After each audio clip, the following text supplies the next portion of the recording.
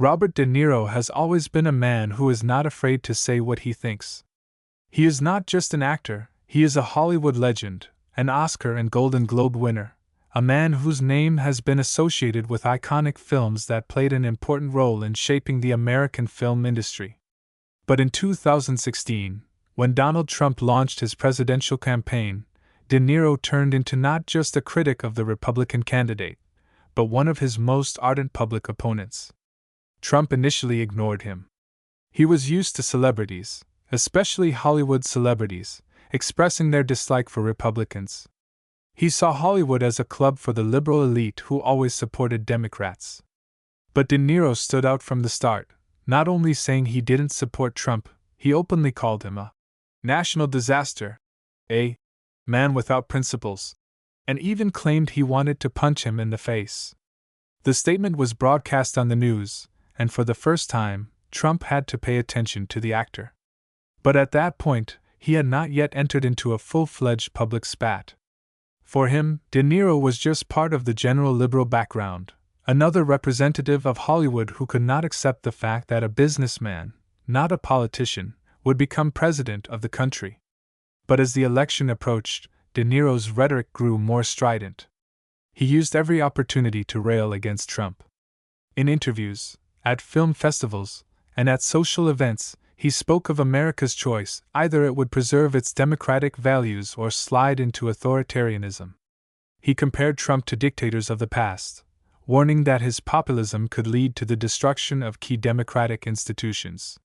When Trump won the election, De Niro was one of those who could not hide his indignation. For him, it was not just a political defeat for the Democrats. It was a shock that showed that the country was divided into two camps. He saw Trump supporters celebrating the victory and understood that now the confrontation between Hollywood and the White House would reach a new level. In the first months of Trump's presidency, he continued to criticize him, but he still did not react. But the real turning point came at the 2018 Tony Awards. When De Niro took the stage, he made no attempt to hide his emotions. He didn't make a long speech, or make innuendo, or diplomatically state his position. Instead, he uttered a line that immediately spread around the world. "To hell with Trump." The audience erupted in applause. Actors, directors, and producers gathered in the hall stood up from their seats, supporting De Niro. This was not just a statement, it was an open challenge to the president, made at the very height of his rule. The next morning, the newspapers were full of headlines about De Niro challenging Trump on stage. Journalists analyzed his speech, tried to understand how much the consequences of such a statement would be serious. But everyone knew that now the president would simply can't keep quiet. And indeed, there was a reaction soon. Donald Trump, who was abroad on an official visit at the time, could not help but seize the opportunity to respond. He wrote on Twitter that De Niro was a man with a low IQ, an actor who had long since lost his relevance, and that his career was in decline. He claimed that Hollywood was out of touch with reality, that actors like De Niro did not understand politics, and had no right to tell people how to live their lives. That tweet was the start of an open war. De Niro didn't back down. In subsequent interviews, he became even more critical of Trump, claiming that his policies were destroying America. He said the president was a gangster, using fear to control his supporters, and running his government on a constant lie. Trump, for his part, continued to respond in his usual style. He didn't engage in deep discussions, didn't argue with the arguments, but simply attacked his opponent, calling him a loser, an aging actor who is trying to get attention because he's not getting any more roles. But this battle was no longer just a conflict between two personalities. It was now part of cultural war, which divided America. Hollywood stood on one side, supporting De Niro and other liberal celebrities who openly opposed Trump. And on the other side were millions of Americans who saw in Trump a leader who spoke their language and was not afraid to go against the elites. This conflict was just beginning, but it was already clear that it will not remain just a verbal skirmish. It was a clash of two worldviews, two Americas, each believing that it was the real one. After Robert De Niro delivered his famous "Fuck Trump" line at the Tony Awards, the American media literally exploded. The moment became a symbol of the deep hatred that the Hollywood elite felt for the president, and simultaneously reinforced Trump's image as the man against whom the entire show business had turned. Social media exploded with discussions. Some called De Niro a hero who openly defied a tyrant, while others saw him as just an exasperated actor who could not come to terms with the Republicans' victory. But it was clear to everyone that this conflict had now entered the phase of a full-fledged media war, and neither of them was going to back down. Trump, being a man who never misses an opportunity to respond to any attack, did not make an exception for De Niro. While on an official visit abroad at the time, he wrote an angry message on Twitter right during a business trip, in which he called the actor a person with a low IQ. No longer interesting. And just another liberal winner who doesn't understand how the world works. The message immediately went viral, collecting millions of likes and comments. Some Trump supporters even started a campaign on social media, calling for a boycott of films starring De Niro, but as it turned out, it was difficult to do, because his roles in films have long been part of American culture. But De Niro was not a man who would simply forget about it and move on. He was not only an actor, but also a man with strong political views, who felt it was his duty to speak out about the country's problems. In response to Trump's words, he gave several interviews in which he spoke even harsher about the president. He called him a gangster, the man who is destroying America, and even compared him to dictators, implying that his methods of governing the country increasingly resemble authoritarianism. Journalists and political analysts quickly began to analyze the conflict from a more serious perspective. There were many celebrities in Hollywood who criticized Trump, but De Niro stood out for his agility. He didn't try to choose his words, wasn't afraid to say something too harsh, didn't play at political correctness. His hatred of Trump was so sincere that many began to wonder, was this a personal feud or simply a reflection of the gap between Hollywood and conservative America? Meanwhile, Trump continued to use the conflict to his advantage. He spoke about it at rallies to his supporters, portraying De Niro as part of a spoiled elite who lived in their expensive mansions and did not understand real Americans. He claimed that people like De Niro had spent their lives making money off regular guys from the middle of nowhere, but never cared about them. This conflict became a real media war, in which every word, every interview was turned into a weapon.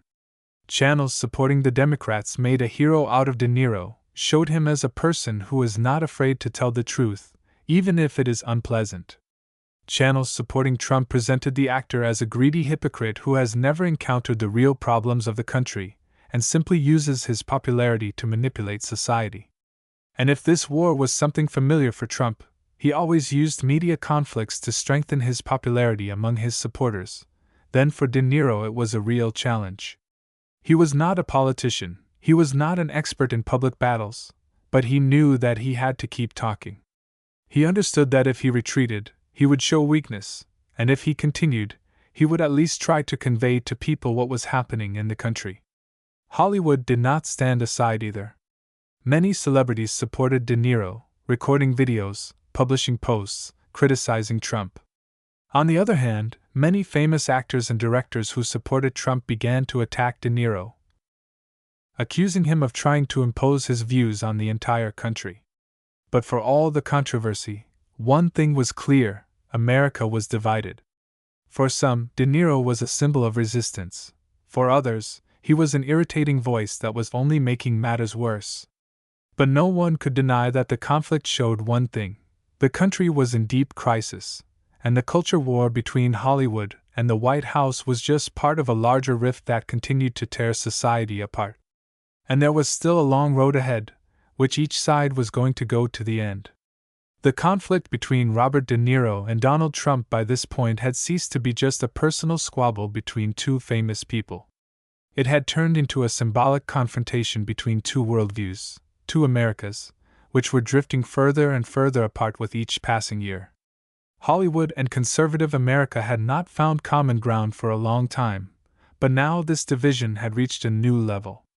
De Niro became one of the loudest voices of the liberal resistance. He no longer simply spoke out about Trump in interviews. He deliberately targeted him in every public speech. He did not attempt to analyze the administration's policies or dissect its moves. He simply attacked the president as a person, turning him into the embodiment of everything he hated about modern society. For De Niro, Trump was not just a populist or a controversial politician. He was a threat to the country, a man who was destroying its democratic institutions and turning the Republican Party into a personal cult. Hollywood took up the conflict. Many celebrities who had previously limited themselves to muted criticism of Trump saw in De Niro a leader who says what they themselves think but are afraid to say out loud. His harsh statements became part of a general campaign against the president. He was used at rallies. His speeches were quoted by journalists. De Niro turned into a mouthpiece for the liberal resistance, a man who does not just criticize the government, but does so loudly and without fear. But Trump was not one to let such attacks go unanswered. He had grown accustomed to celebrities attacking him, and he knew that his supporters saw it not as a sign of weakness on the part of the president, but as proof that he was truly fighting against the elites who had long controlled the country. Trump used every De Niro speech to his advantage. He told voters that Hollywood hated ordinary Americans, that actors lived in a world where they didn't know what real life was, and that they wanted to dictate who people should vote for. The conflict became part of a larger political battle. Trump brought up De Niro in every speech, calling him a pathetic old man who had lost touch with reality. He said the actor was jealous of his success, that he hadn't made good movies in a long time, and that he was trying to attract attention to himself because his star in Hollywood had long since faded. But De Niro wasn't stopping there. His criticism grew increasingly harsh, describing Trump as a gangster who thinks he can run the country like a casino. He used his interviews to remind people of every scandal surrounding the president, his attempts to suppress the press, his ties to various business interests. For him, this wasn't just a fight over politics, it was a fight for America itself. The media watched this conflict with delight, turning it into a show. Journalists analyzed every news statement by De Niro, every new attack by Trump, compared their rhetoric, looked for historical parallels. For news channels, it was a gold mine. The war between the president and one of Hollywood's top stars attracted viewers, ratings grew, articles gained millions of views. But there was another effect. More and more people began to see the conflict as a distraction from the real problems. The country was still in economic crisis, the political debate was becoming more intense, and protests in the streets were becoming more frequent, but most of the news space was taken up with what De Niro said and how Trump responded. This was not just a political dispute, it was a real media battle, in which each side tried to prove its case not with facts, but with emotion. Over time, it became clear that this conflict would not simply end. De Niro continued to criticize Trump, his speeches became increasingly harsh, and Trump used this to further mobilize his supporters. But most importantly, the dispute became symbolic. It was no longer just a personal feud between two famous people. It reflected a rift in American society, where people no longer simply argued about politics, but perceived each other as enemies. This conflict could no longer end in compromise. Too much had been said, the divisions had gone too deep. It was no longer a struggle between two personalities, but between two ideologies, two Americas, each believing that it was the real one. The more De Niro criticized Trump, the more his words became not just statements by an actor, but a symbol of liberal America's struggle against populism and the conservative wave that had swept the country. His speeches went beyond the usual interviews. He had now become a political activist, a man who consciously used his status to influence public opinion. Every time De Niro appeared in the press, he made harsh comments about Trump. He called him a gangster, who thought he could run the country like a mob boss, said his rule was a disaster, and that Americans needed to wake up before it was too late. There was no restraint in his voice, and his speech always sounded with the same signature intonation with which he played his legendary characters: tough, confident, ready to challenge anyone. But Trump, a master of media warfare, did not stand aside. He knew that his supporters saw Hollywood as a den of elites who thought they were smarter than everyone else, and he exploited this in his speeches. He mocked De Niro as a pathetic old man who had once made good movies but was now just looking for attention. He claimed that the actor talked politics but didn't really understand it. The battle continued not only in words but in actions. De Niro began attending anti-Trump rallies, showing up at Democratic rallies, openly endorsing Democratic candidates, and even funding campaigns against Republicans. He wasn't just criticizing Trump, he wanted to help remove him from the White House. Each of his new appearances became an event. People waited for what he would say, how he would react to the president's latest outburst. Reporters literally hunted him down, hoping to record a new bright phrase that would blow up the headlines. And De Niro did not disappoint. His words always sounded loud, without censorship, without political correctness. But the more he spoke, the stronger the response from Trump and his supporters became. In Republican circles, De Niro became the embodiment of the liberal propaganda, into a man who uses his influence to undermine the president. He has been accused of not representing the real America, of speaking for an elite that has long lost touch with ordinary people. Social media exploded with controversy. Some supported De Niro, calling him a brave man who is not afraid to tell the truth. Others hated him, believing that he is just an old actor who cannot come to terms with the fact that the country has changed. The comments raged, people argued about who was right, but one thing was clear: this conflict went beyond personal animosity. Now it was a fight for ideology, for power, for control of public opinion. Trump used De Niro's image in his campaign, reminding people that he was not just a president, but a man against whom all of Hollywood was opposed. He said that actors, directors, celebrities hated him not because he did anything bad, but because he had taken control of the country from them. But De Niro didn't back down. He kept talking, kept criticizing, kept reminding people that politics wasn't an entertainment show, but real life, on which the fates of millions depended. He knew that his words wouldn't change the minds of Trump's ardent supporters, but he also knew that there were people who still doubted, who were looking for answers. The conflict was an example of how deeply divided America had become. Each exchange of blows between De Niro and Trump only deepened the division. Their words were no longer just words, they were weapons in a war for people's minds. This was not just a battle between an actor and a president. It was a battle between two Americas. By 2020, the conflict between Robert De Niro and Donald Trump had reached its climax. It was no longer just a war of words between the president and the famous actor. It was part of a huge cultural and political rift that divided America into two irreconcilable camps. Hollywood and the liberal elite opposed Trump, accusing him of destroying democratic institutions, while his supporters saw him as the only person fighting against the establishment and protecting the interests of ordinary Americans. De Niro was no longer just criticizing Trump in interviews and public appearances. He had become one of the main faces of the campaign against his re-election. His statements became increasingly harsh, and now he was not just saying that Trump was failing as president, but calling him a threat to democracy and America's greatest mistake.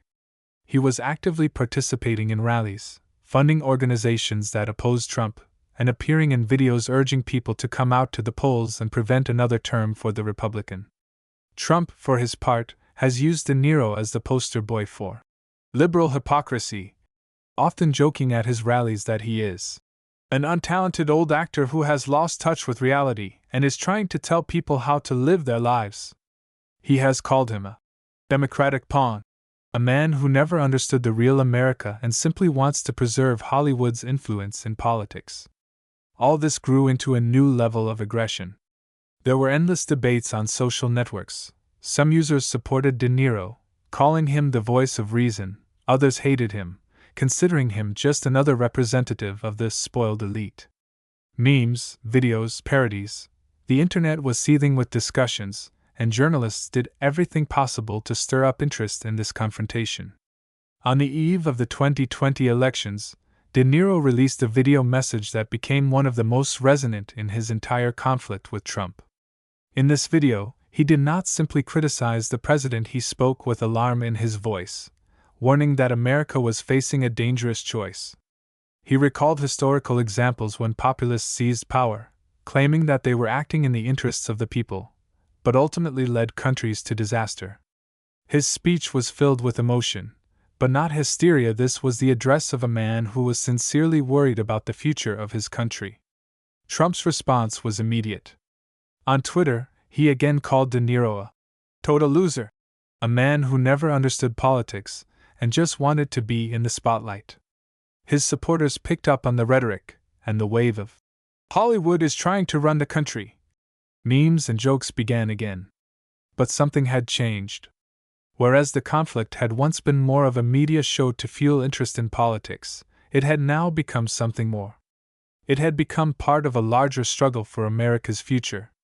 De Niro was no longer just an actor voicing his opinion, he had become a symbol of liberal America's resistance to Trump. And Trump, in turn, was using the conflict to further cement his hold on the Republicans. When the election was over and Trump had lost, many thought the conflict between them would die down. But it didn't. De Niro continued to criticize him even after he left the White House. He said Trump's defeat was just the beginning, and that the country should be careful not to let it happen again. He accused Republicans of continuing to support him, and claimed that the threat was not over. Trump wasn't about to back down either. Even after leaving office, he continued to attack De Niro, using him as an example of why Hollywood had lost touch with real life. He said all these stars wanted to take back control of the country because they didn't like it when ordinary Americans decided their own destiny without their influence. This conflict could no longer end. It had become part of American culture, a symbol of the divisions in society. It showed how celebrities can influence politics, how politics can become a show, and how personal animosity can become a reflection of a global conflict between two sides of the same country. And as time went on, the debate never lost its relevance. After all, it wasn't just about De Niro and Trump. It was about two Americas, each convinced that it was the real one.